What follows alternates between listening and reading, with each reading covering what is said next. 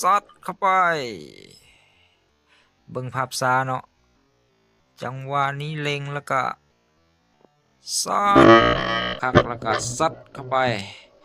เบิ่งภาพช้าเนาะซัดเข้าไป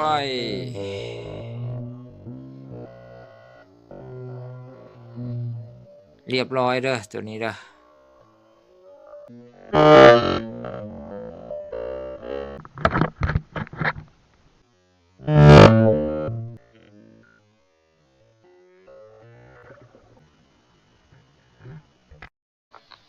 จังหวะนี้ซัดเข้าไปเบิ่งภาพช้าเนาะจังหวะนี้ซัดเข้าไปโอ้ตัวใหญ่จังหวะนี้ซัดเข้าไปเบิ่งภาพช้าเนาะจังหวะนี้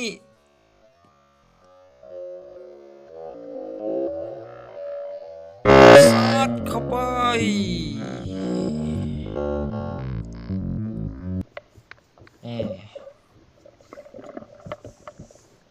ยังบ่ตายเนาะยังลอยอยู่เนาะนี่โอ้ใส่งามๆเลยเด้อออกล่าเด้อมื้อนี้เด้อเด้ปืนแหลมเด้อจักหัวเดียวมื้อนี้นะ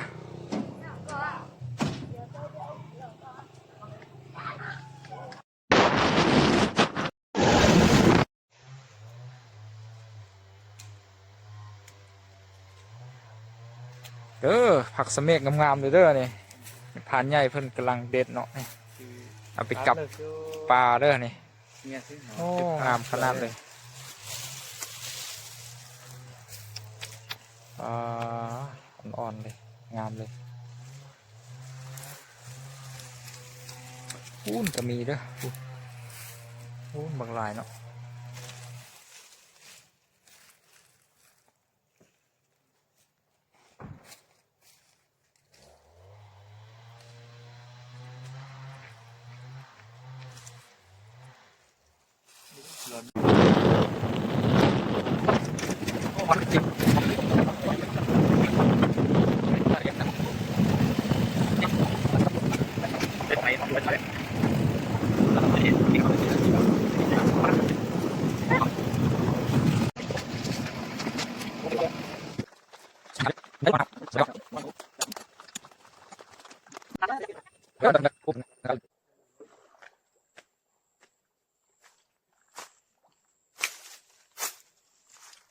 ออกลายเด้อมันนี้เด้อมาลุ้นไปนำกันเด้อว่าสิได้บ่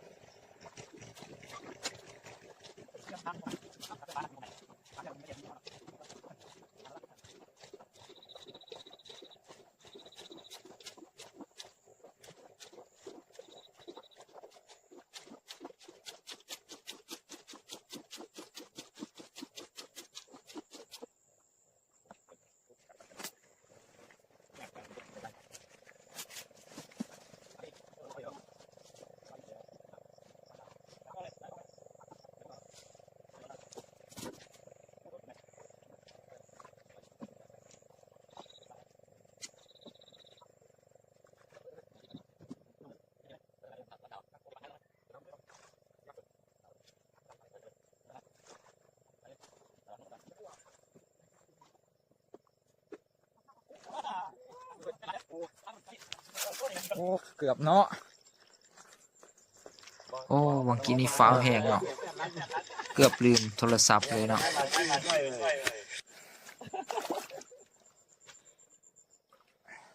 đấy cái ý lúc tôi gì lắm rồi đó cái lắm nên cái nhà mười sòn đấy ô cướp cướp rồi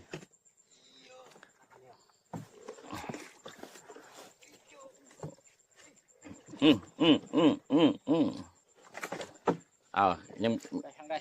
thằng tay thằng tớ đấy là bó lọt con nè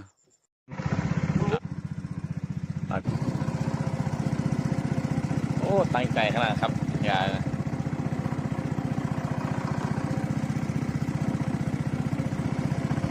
nhận được máu rồi nè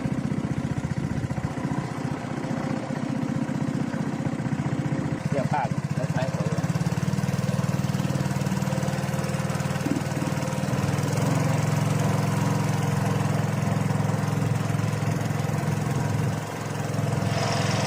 บรรยากาศตอนนี้ก็สีครึมๆเลยเนาะเพราะว่าใกล้สิมืดแล้วเนาะเวลานี้ก็สิฮอด6 โมงแล้วเด้อสีอย่างนี้เป็นตอนนี้แล้วเนาะเป้าหมายเขาก็อยู่ใต้พุ่นเลยทางลุ่มพุ่นเลยขี่เรือไปก็สักประมาณ3-40 นาทีนี่เนาะหมายไปทางเขา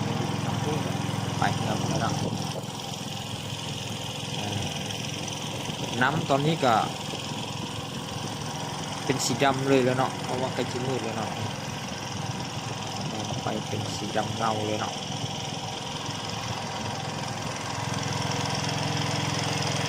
กะว่าไปฮอดใหม่ก็น่าจะค่ำเลยแหละเนาะฮอดปุ๊บก็น่าจะพอดีมืดเลยแล้วเนาะ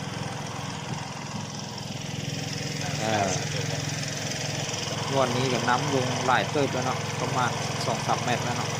น้ำเริ่มแห้งมารอลุ้นไปนำกันเด้อว่าสีใดบ่เด้อ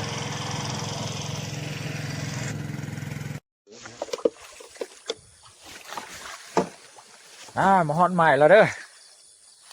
มาฮอดค่ำเด้อมาฮอดลามืดตื่นเลยเด้อ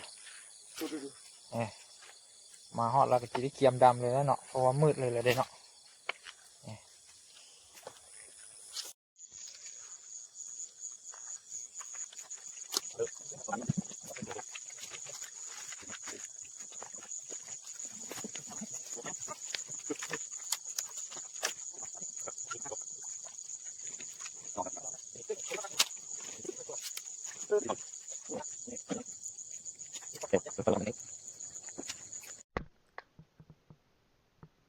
ดำน้ำยิงปลาเด้อมาเกียมลุ้นไปนำกันเด้อว่าเฮานี่สิเจอปลาบ่เนาะว่าสิได้ปลาบ่เด้อตอนนี้ก็เฮาก็ได้กะเกียมอุปกรณ์เนาะอันนี้ก็กำลังห้างปืนแหลมเด้อนี่กำลังขึ้นยามก็ขึ้นเอาหลายๆเส้นเลยเนาะเพื่อลังเทื่อเจอตัวใหญ่ฮะเนาะจังยิงได้เนาะ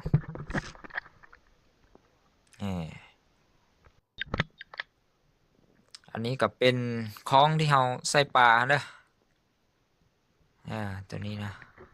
เป็นห้องก็ต้องใส่ปลาเนาะตัวนี้เราจะสานเอาเด้อทักสานเอาคือสานแห่สานวิ่งนี่แหละเนาะนี่ก็มัดขนอย่างสิก่อนเนาะ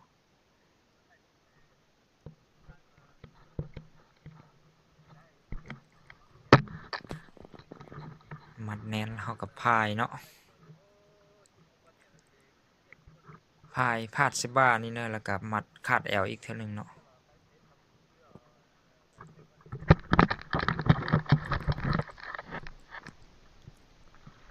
น้ำก็อ้าวใส่อยู่เนาะ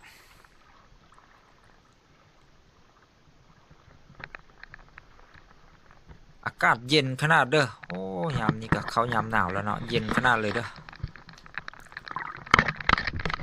แต่ว่าเวลาลงน้ำนี่ก็สีอุ่นๆเลย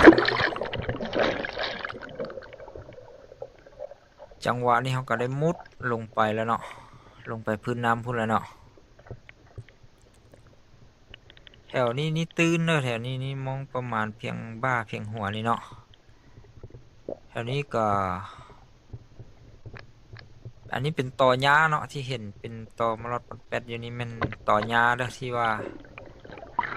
น้ำท่วมแล้วก็หญ้ามันได้เน่าหมดแล้วเนาะเหลือแต่ตอเนาะจังหวะนี่ก็เห็นแวบๆนี่เจอแล้วนี่โอ้แวบๆอันนี้ที่นั้นก็มีเนาะมีสองตัวเนาะตัวหนึงอยู่ทันเนาะนี่ตัวนี้แว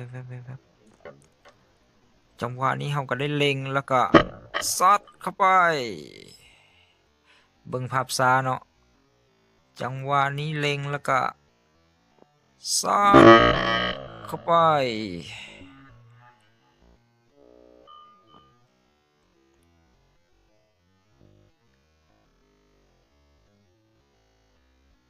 เรียบร้อยเนาะ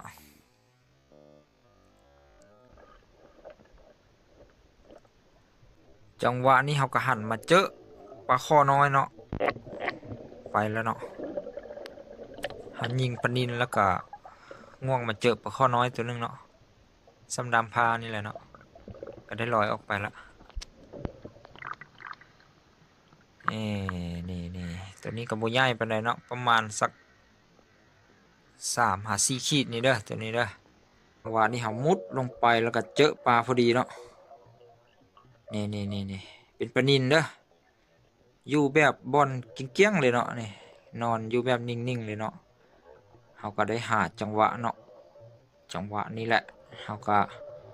แน่คักๆแล้วก็ซัดเข้าไปเบิ่งภาพช้าเนาะซัดเข้าไป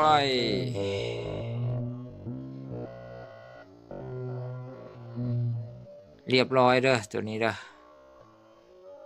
แบบบดีนเลยเนาะตัวนี้เนาะนี่บางเทื่อยิงทึกดูกอันสลังมันทันเด้อมันเลยบดีนเนาะ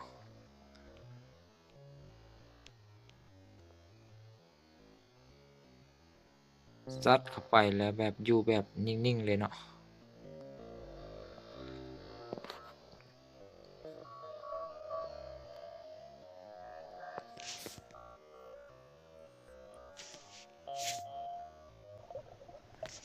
ตัวนี้ก็บ่ใหญ่เด้อตัวนี้เด้อประมาณสัก3 ขีดนี่แหละ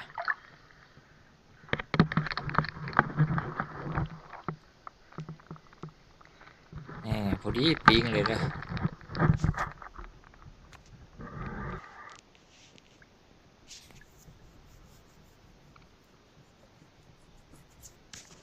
หักกระปุกแล้วก็มาใส่คล้องนี่เนาะใส่กระต้องนี่แล้วเขาก็มาหางปืนใหม่เนาะเอามาขึ้นแหลมขึ้นยางใหม่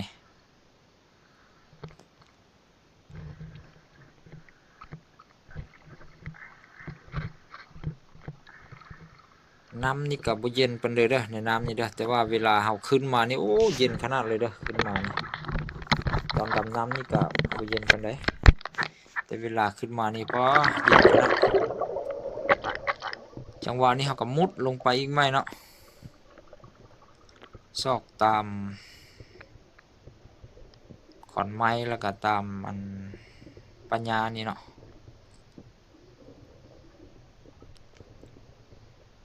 เขาก็มุดไปเรื่อยๆจนกว่าจะเห็นปลาพุ่นแล้วเนาะ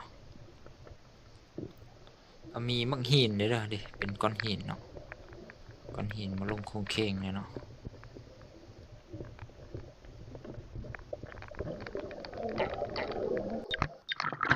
ขึ้นมาหายใจแล้วก็ลงไปไหมเนาะ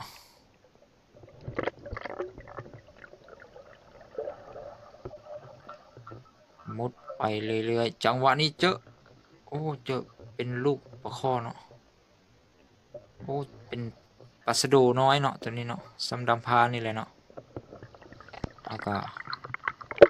บทันได้ยิงเนาะมันไวพุ่นเนาะลอยลุกไปลงมาพุ่นลอยไปพุ่นเอาก็นำไปเนาะแต่ว่านำบทันสำเนาะแวบมาเปะอยู่นี่เลยเนาะเอาก็ได้ซอกไปซอกมาแถวนี้แหละโอ้บ่ได้ยิงสำเนาะจังหวะนี้เราก็ได้มุดลงไปพื้นน้ำพุ่นเนาะแถวนี้นี่จะมีมักหินเด้อ เป็นมังหินมาลงโคงเคงเลยก้อนใหญ่เด้อมังหินนี่เด้อ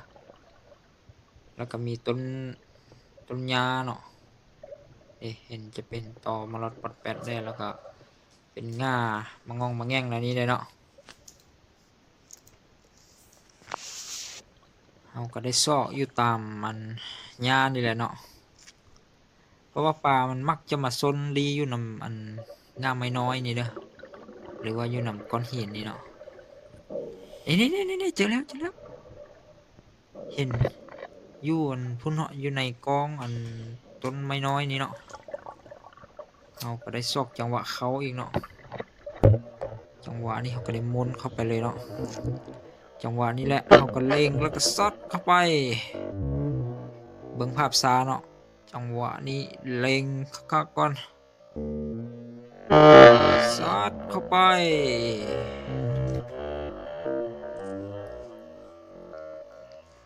เรียบร้อยเด้อตัวนี้เด้อกระบอกใหญ่เนาะซ้ำฝ่ามือจ้างหน่อยนึงเนาะนี่สำนี้พอดีจืนเลยเด้อสำนี้เลยจืนกรอบเนาะจืนกรอบหรือว่าทอดกระเทียมเนาะโอ้คักเด้อนี่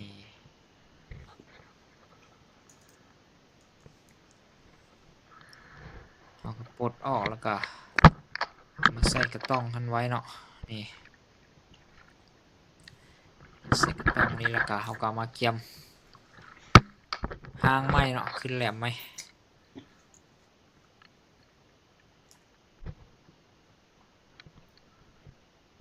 นี่ใส่จังซี่เลยเด้อแล้วก็ขึ้นยางเนาะบันนี้เนาะยางนี่ก็เป็นยางกระทุนแบบรุ่นเก่าๆฮันเลยเอายังใส่รุ่นเก่าๆอยู่เนาะหลังจากห้างแล้วเราก็มุดลงไปอีกเมื่อเนาะอยู่อันแถวมองเก้าคันเลยเนาะเอ้ยเห็นแวบๆเมื่อกี้นี่เห็นห่างเนาะเห็นห่างลอยแวบๆลงไปฝั่งนั้นเนาะเราก็ได้นำไปนี่เห็นแล้วนี่มาซนอยู่นี่เนาะจังหวะนี้เราก็ได้เล็งแล้วก็ซัดเข้าไปเบิ่งภาพซ้าเนาะจังหวะนี้เล็งแล้วก็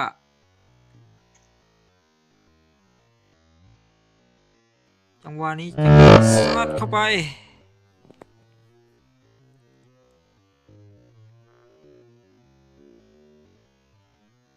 เรียบร้อยเนาะเนี่ยตัวนี้บูดีนเลยเด้อตัวนี้เด้อจึ๊กเข้าไปแล้วก็แน่นิ่งเลยเนาะ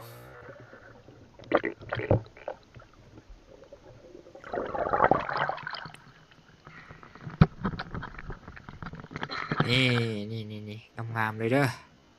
พอดีจืนเนาะหลังจากที่เราไป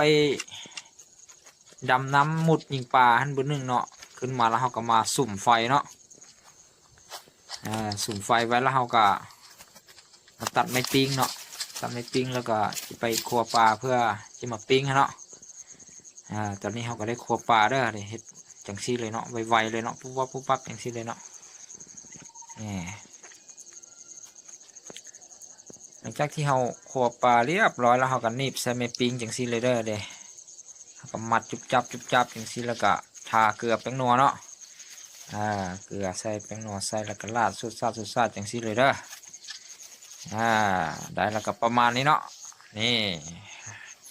แล้วเราก็มาปิ้งเลยเนาะนี่โอ้ไฟแห้งเลยนี่ท่านนี้แดงจึงครึ่งเลยดิปิ้งหมูเป็นตัวก็ยังได้ด้วยนี่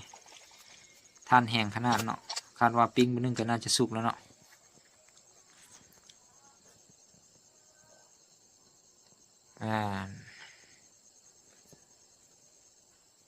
ตอนนี้ก็สุกแล้วเนาะเบื้องนี้เนาะยังอีกเบื้องหนึ่งฮะเนาะ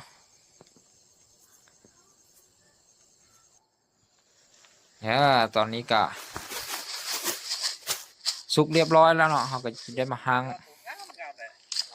เอาเข้าเนาะนี่ก็ได้เคี่ยมจังซี่เลยเด้อย่างปลาเจ้ามัน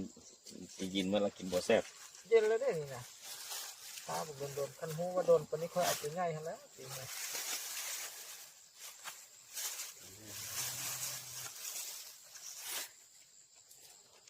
ย่างนานๆสุด เดี๋ยวเฮ็ดได้เจ้า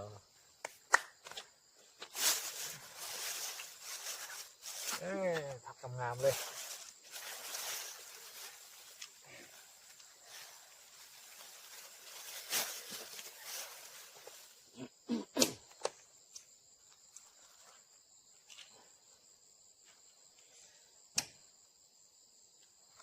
ข้าวเหนียวข้าวเจ้าข้าวเหนียวข้าวเจ้าโอ้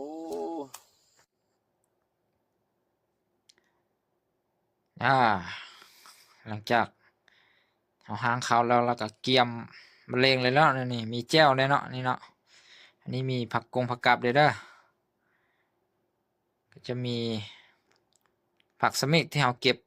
อยู่แคมทางเนาะก็มีหอมบัวหอมลาบเนาะเนี่ยเขาก็โมมเอาเลยเนาะผู้ใดก็คำบักใหญ่เลยเนาะเพิ่นว่าแซ่บว่าซั่นเด้โอ้แซ่บแท้เนาะเพราะว่าหิวข้าวเติบเลยเนาะอดข้าวอันแต่หัวค่ำพุ่นเนาะตอนนี้ก็7 โมงปลายแล้วเนาะตอนนี้เนาะโมมเอาเลยเนาะผู้ใดก็ปลานี่แบบไม่ไหม้เนาะสดๆเลยเนาะที่เฮายิงได้หั่นขึ้นมาแล้วเฮาก็มาปิ้งเลยเนาะ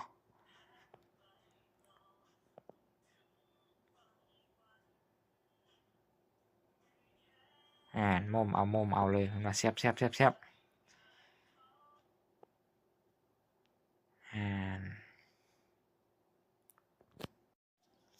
เอาก็นั่งกินอยู่ข้างกองไฟจังซี่เลยเนาะเพราะว่ามันค่อนข้างหนาวเนาะก็เลยแบบกินไปพร้อมฝิ่งไฟไปพร้อมจังซี่เลยเนาะ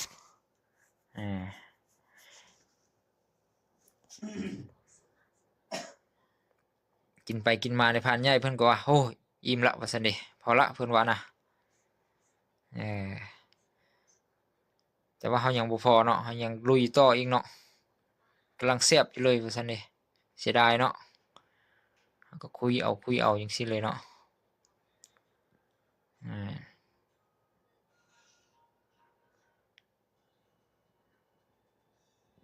โมมเอาจังซี่เลยเด้อนี่ผักสะเมกนี่ค่ะกับปลาก็คักเนาะกับลาบกับก้อยก็แซ่บเด้อผักสะเมกนี่เด้อมื้อนี้นี่อากาศค่อนข้างเย็นเนาะมื้อนี้นี่เย็นแห้งเด้อเป็นนำเขาฤดูหนาวแล้วเนาะขึ้นมานี่โอ้เย็นขนาดเด้อแต่ว่าเวลาลงน้ำมันก็อุ่นอยู่จักน้อยนึงอยู่เนาะเพราะว่าเป็นน้ำยิ่งเนาะน้ำบ่ไหลแล้วน้ำก็ค่อนข้างยังอุ่นเนาะแต่ว่าเวลาขึ้นมานี่ติโอ้โคตรเย็นเลยเด้อลมพัดได้จักน้อยนี่ป๊าหนาวขนาดเลยเด้อเราก็ต้องได้อยู่ค้างกองไฟจังซี่เนาะกินข้าวก็กินค้างกองไฟจังซี่เลยเด้อกินไปกินมาในพานเพิ่นก็ลุกอีกแล้วเนาะเหลือเฮาผู้เดียวเนาะเอาก็ซ้ำซะวะเสียดายเนาะของดีมีน้อยเด้ว่าซั่นเด้เสียดายซ้ำให้เบิดเด้อเพิ่นว่านะเฮาก็ว่าได้เดี๋ยวสิซ้ำให้ว่ะเฮาก็จัดเต็มที่เลยเนาะโมมเอาจังซี่เลยเด้อเอาก็แบบใช้ชีวิตแบบเรียบง่ายเนาะหากินแบบเรียบง่ายเลยเนาะหากินตามห้วยห้องคลองบึงเนาะตามแม่น้ำลำธารจังซี่เนาะหลังจากหาได้มาก็มาปิ้งกินแบบสดๆจังซี่เลยเด้อกินอยู่แคมป์น้ำจังซี่เลยเป็นแบบวิถีชีวิตเนาะวิถีชีวิตบ้านนอกหรือว่าวิถีผ่านบ้านนอกจังซี่เนาะกินแบบบ้านๆจังซี่เลยเนาะบ่ได้แบบกินแบบหรูหราจังใดเนาะปิ้งปลามากุยแจ่วกับผักจังซี่เลยเนาะหลังจากที่เรากินอิ่มแล้วเนาะซ้ำอีกซะเพิ่นว่าเสียดายเขาเนาะซ้ำคุยเอามุมเอาจังซี่เนาะหลังจากซ้ำแล้วเราก็เมียนเลยเนาะบาดนี้เนาะหมดแล้วเด้เนาะเรียบร้อยแล้วก็เมียนพาเข้าได้บาดนี้นะเพิ่นก็ยืนผิงไฟกันจังซี่เนาะหนาวเนาะหลังจากที่เฮาเมียนเรียบร้อยแล้วเฮาก็มาพักผ่อนบ่นึงเนาะพ พักผ่อนฝิ่งไฟพักผ่อนเบิดหนึ่งแล้วก็จะได้เกี่ยมไปลงน้ำต่อฮะเนาะจังหวะนี้เขาก็ได้มุดลงไปเนาะพื้นน้ำพุ่นแล้วเนาะแถวนี้ก็จะเป็นก้อนหินเนาะนี่เป็นก้อนหินใหญ่เนาะนี่เป็นแบบเป็นโง่นเลยเนาะน้ำก็บ่เลิกปานเด้อเด้อแถวนี้ก็สักพอดีเพียงหัวนี่แหละเนาะเขาก็ได้มุดซอกตามเงือบหินแล้วก็มีต้นไม้น้อยเลยเนาะปลามันก็จะมักมาซนอยู่นำเงือบหินนี้แล้วก็นำต้นไม้น้อยนี่เด้อเนาะเขาก็ได้มุดไปตามซอกหินนี่เนาะ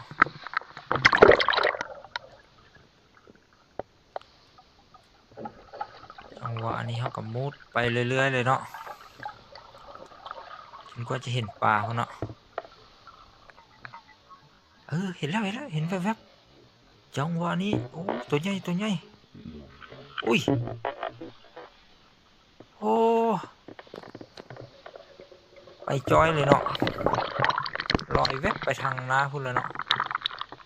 เอาไปได้นำไปเนาะ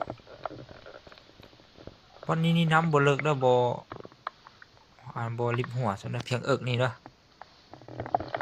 นี่เห็นแล้วจังหวะนี้เขาก็ยับเข้าไปเนาะจังหวะนี้สอดเข้าไปเบิ่งภาพช้าเนาะจังหวะนี้สอดเข้าไป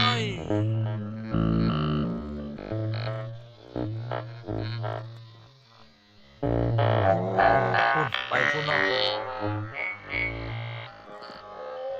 ไบรท์ซัมเนอร์ตัวนี้เด้อ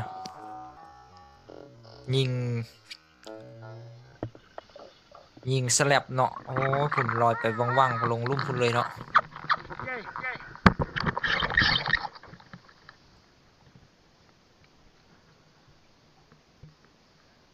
เอาก็ได้มาห้างใหม่เนาะขึ้นแหลมขึ้นยางใหม่เนาะโอ้เมื่อกี้นี้แบบมันกำลังที่ลอยออกไปเนาะเขาก็เลยยิงแล้วก็ดาดเนาะบ่ถึกเนาะเป็นแบบสแลบเนาะหลังจากขึ้นยางแล้วเราก็ได้นำไปเนาะ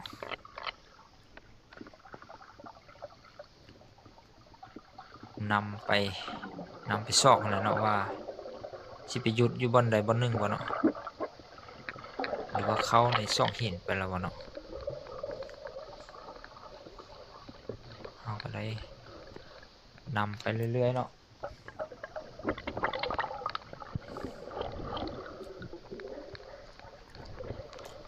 โอ้สงสัยไปไกลแล้วเนาะ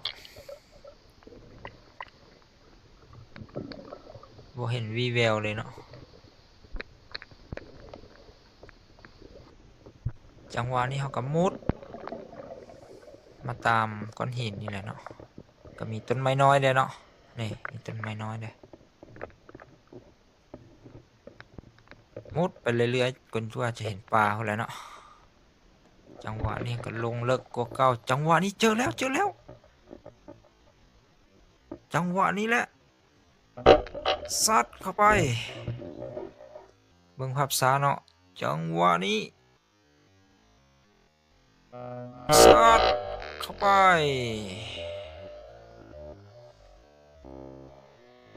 เรียบร้อยเด้อตัวนี้เด้อตัวนี้นี่เป็นตัวไม้เนาะน้อยก่อนตัวเมื่อกี้นิดนึงเนาะตัวนี้นี่ตัวนี้ประมาณสัก8 ขีดเนาะ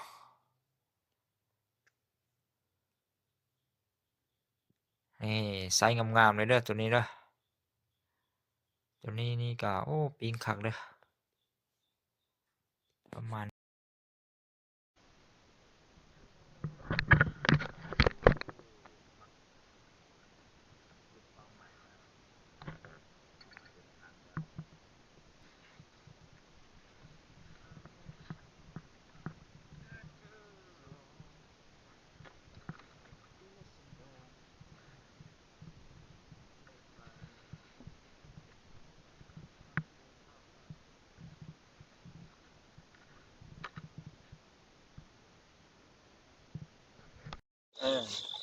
แล้วก็ลงเลย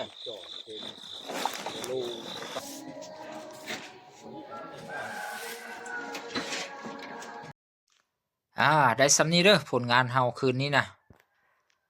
นี่ได้มาแล้วเฮาก็มาปั่นพูดกันจังซี่เลยเด้อนี่ปั่นพูดกันจังซี่เลยเนาะตัวใหญ่ๆนี่ก็ตัวละโลปลายน้อยหนึงนี่เลยเด้อส่วนตัวน้อยนั่นก็4-5 ขีดเนาะ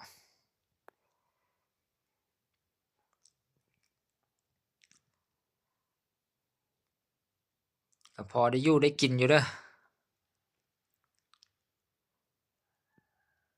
งวดนี้ได้แต่ปลานิลเนาะนี่ก็ได้แต่ปลานิลล้วนๆเลยนี่บ่เจอปลาในเลยเนาะงวดนี้บ่ฮู้ว่ายามหนาวนี้มันลงลึกหรือบ่เนาะปลาในนี่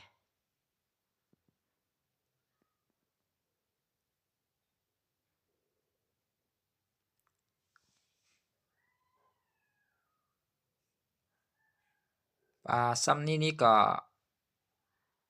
เอามาปิ้งเนาะปิ้งพันแล้วก็ตัวน้อยนี่ก็มาจืนเนาะมาจืนทอดเอากรอบนิดหนึ่งก็แซ่บเด้อ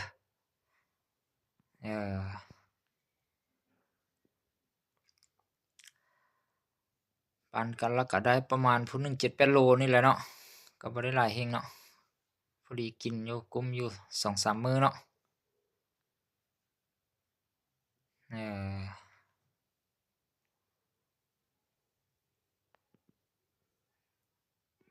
ตัวอันดำๆนี่แม่นปลาข้อเด้อ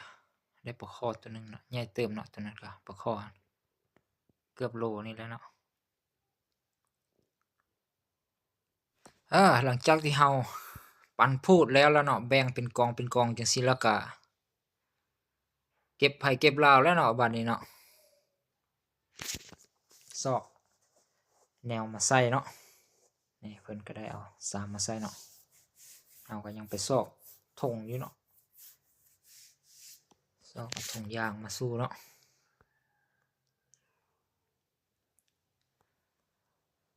ปลานิลซ้ำนี้นี่ก็เฮ็ดก้อยก็แซ่บเลยเด้อปลานิลซ้ำนี้เด้อเฮ็ดก้อยแล้วก็ปิ้งบ่แล้วก็มาพันเนาะเฮ็ดพันข้าวปุ้นเนาะแซ่บเด้อปลานิลธรรมชาตินี่เด้อสิ้นแน่นดีเด้อซีนปลานี่แน่นดีแล้วก็นัวดีเด้ปลาธรรมชาตินี่โอ้ไซส์งามๆเลยเนาะพอดีปิ้งพันข้าวปุ้นเนาะ